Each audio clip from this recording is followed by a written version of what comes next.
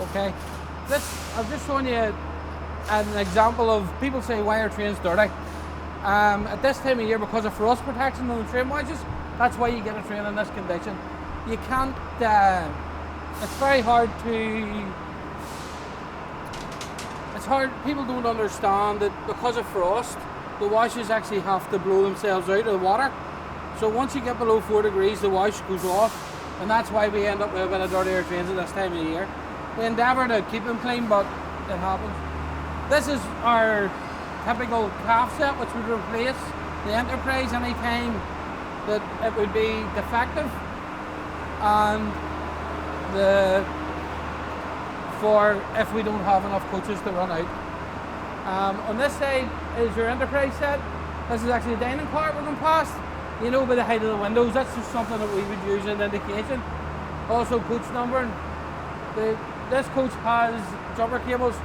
This is how each of the coaches communicate through the train set. So individually, you can see there's a bit of door work going on. Okay, you'll see the guys' tools and stuff sitting about here. Walk along. These are level indicators, which are used to tell us what water's in the train. So in case it needs replenished.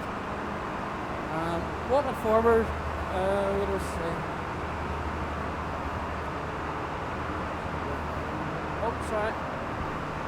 Okay. So just watch yourself going back into this. If you look to this side, you hear me talking about getting the availability of a 6-car set. 6-car set is these two trains are coupled in this far road. I'm not sure if you can see them. These are 2 3-cars. They go together the same as this over here, and hook up again electrical connections to make all the signals transfer through. And then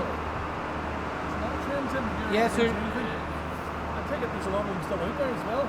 Oh yes. Well, what happens is you have the peak in the morning. So after the peak finishes, the trains would come off, and we do routine bits and pieces of maintenance and defect repairs.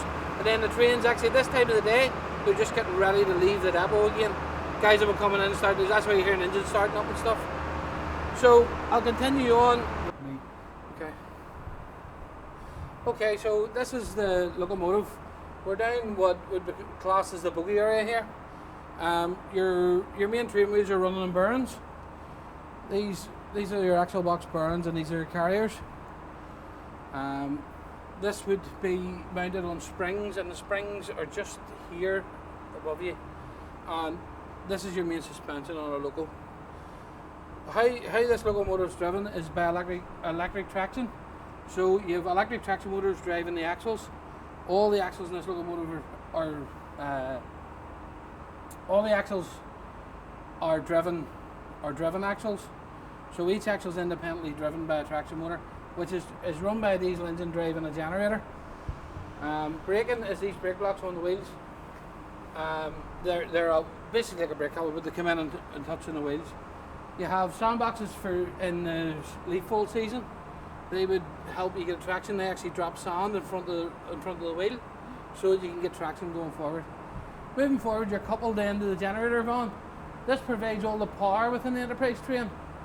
Again, very similar locomotive, but this is a coach. There's no drive on it. Everything's done by the locomotive. So walk along.